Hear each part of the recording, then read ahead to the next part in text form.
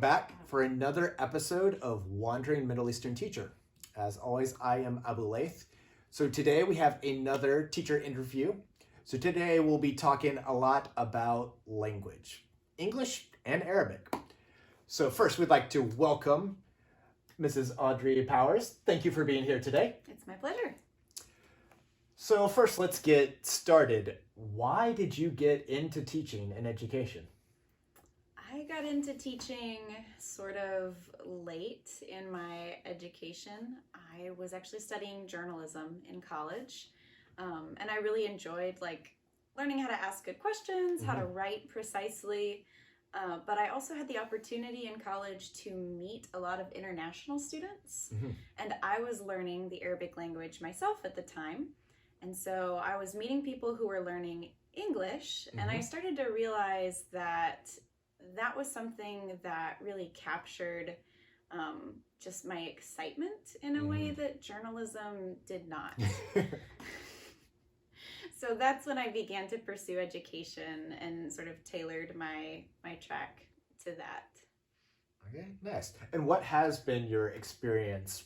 What subjects have you taught? To what kind of students? Yeah, so I've taught English as a second language. I've taught to little tiny children, age 3, all the way up through early middle school ages, and those have all been in one-on-one tutoring contexts. And then in schools, I've taught adult learners in community colleges, in a couple different colleges. And some of my students have been the age of my grandparents, and some of my students have been my own age, and so that's been really interesting. And most recently, I'm teaching high school seniors. Okay, nice. And you said you have a CELTA certification. Yes, ESL. I do. Okay, nice. Well, first, let's talk a little bit more about that. What does it take to get that certification? What's involved in it? So the CELTA certification is the certification in English language teaching to adults. It's offered through Cambridge University, which sort of sets the standard for what English curriculum looks like all over the world. Yeah. And it's a fairly rigorous program. I would say I worked a lot. But it involves a certain number of hours of in-person classes where you're learning from experienced English language teachers, and then the afternoon you are immediately thrown into teaching real English learners. So you're a student in the morning and you're a teacher in the afternoon. And there are some really beneficial exercises involved with that, but I would say the experience teaching, when it's given in the context for feedback from those really well-experienced teachers, that made all the difference for me. And in particular, CELTA focuses on student output and the communicative method of teaching, which, as someone who has learned a language before, I can say that reading from a book to learn a language is drudgery. It's hard and it's not particularly memorable, but when you're using a language to communicate about something important to you, you remember the language so much more, and it's more pleasurable. Yeah. And so keeping on that vein of language and learning, wanted to get a little bit into your experience in learning Arabic. So Arabic is a hard language. Yeah. What were some of your secrets in trying to get the complex grammar, pronunciation to stick? What'd you do? Well, I have to give the disclaimer that I have not mastered the Arabic language. But the thing that made a difference for me was listening. From the start, I tried to listen to recordings of people speaking Arabic. And I think that, especially because you're dealing with sounds that can be different and not found in English, or sounds that, well, maybe they're found in English, but they're a little different. To get the tone of it, and then I think that I implicitly learned grammar through hearing natural speech. Now, I was studying Arabeezey, so it was harder to find resources, of course, to listen to that, but there are some really good like historical dramatizations that you can find, children's programs even, because the vocabulary is very simple and the grammar is just right. But listening and then getting to practice with real people was the most significant thing. Not only is it more fun, but even in speaking Fusha, you learn, okay, so my Saudi friend, maybe she's not speaking her dialect with me, but she's going to use Fusha in a little bit of different way than my Egyptian friend. And I get to learn a lot more about the people and what's important to them through that. And so, yeah, language is much more fun when it's attached to people. Yeah. And ultimately, that's what gets you through the periods where it feels like you're beating your head into a brick wall and making no progress. If you have those relationships, it can keep you going. Yes, those verb charts can get really dry. Yeah. Now, getting more into the teaching English part, you mentioned the pretty substantial age population that you have taught in the past. How did you manage that classroom with people elderly range and your age and younger? How do you teach everyone? Well, thankfully, I never had the wee little children and the grandmothers at the same time.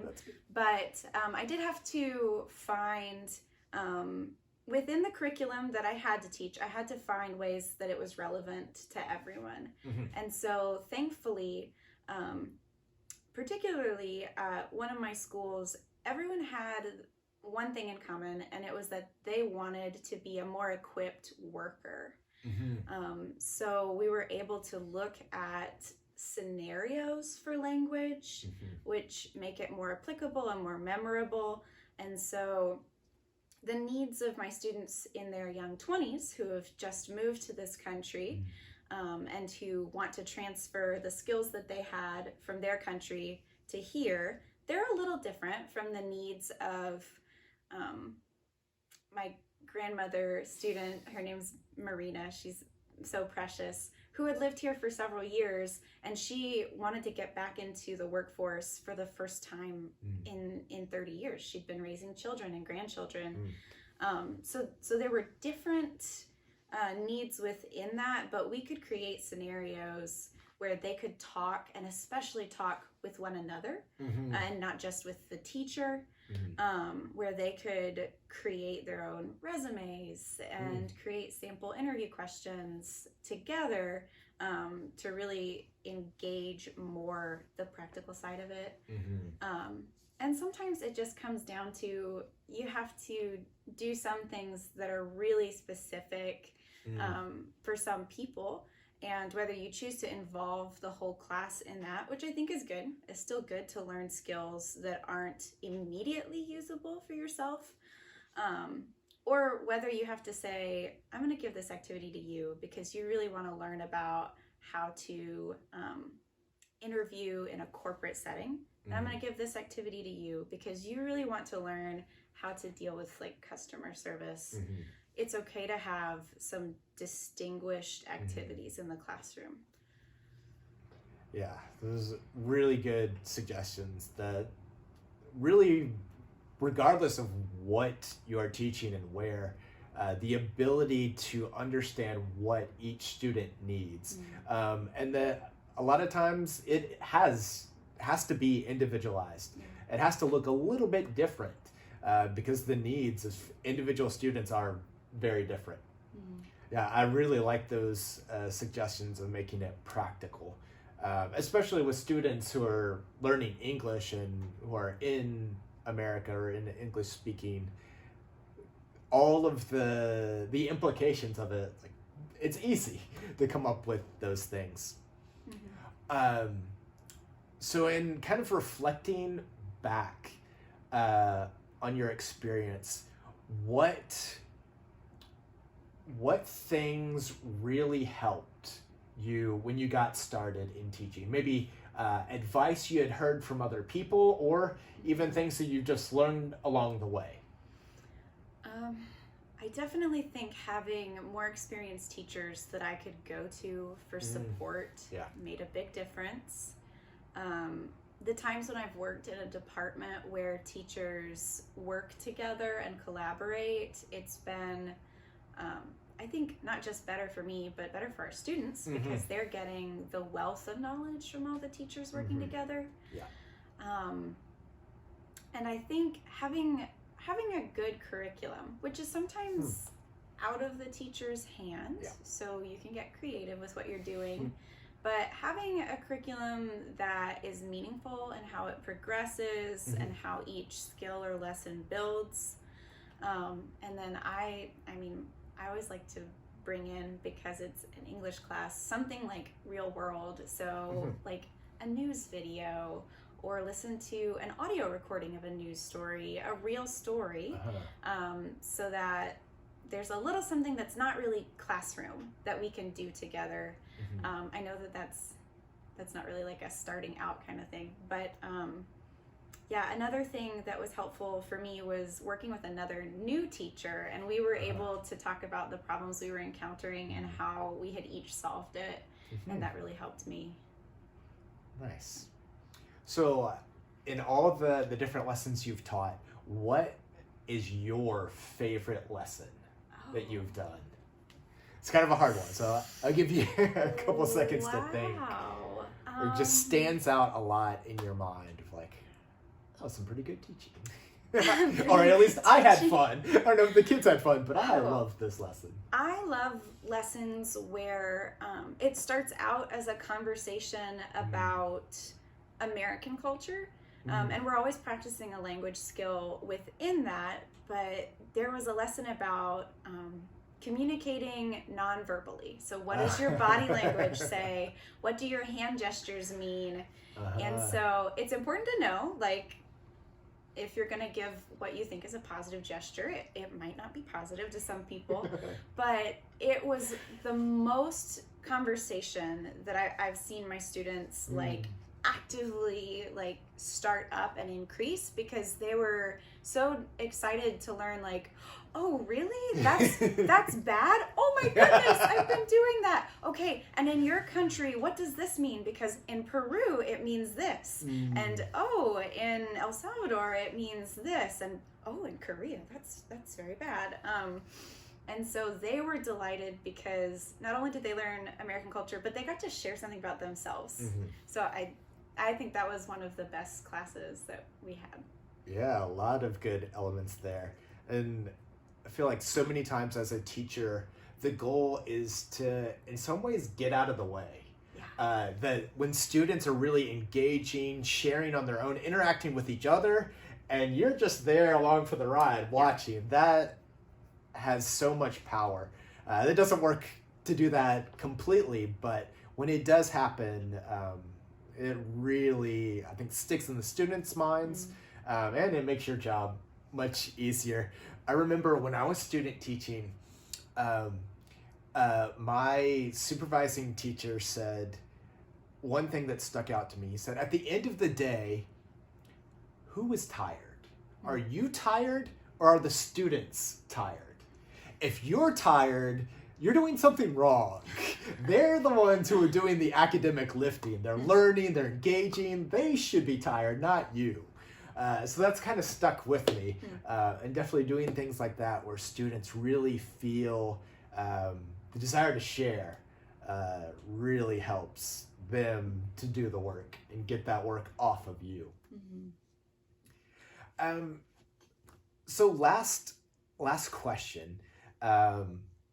Sometimes all of the work, especially with working with people who may not be at a very strong level in English, so beginning learners, it can be really frustrating for them.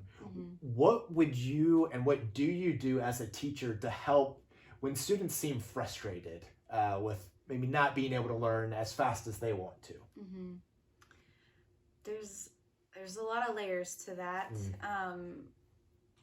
I think the first thing is to evaluate what the student's desire is with learning a language, and to assess whether that's an attainable goal in the amount of time that they've given themselves, considering other responsibilities in their life.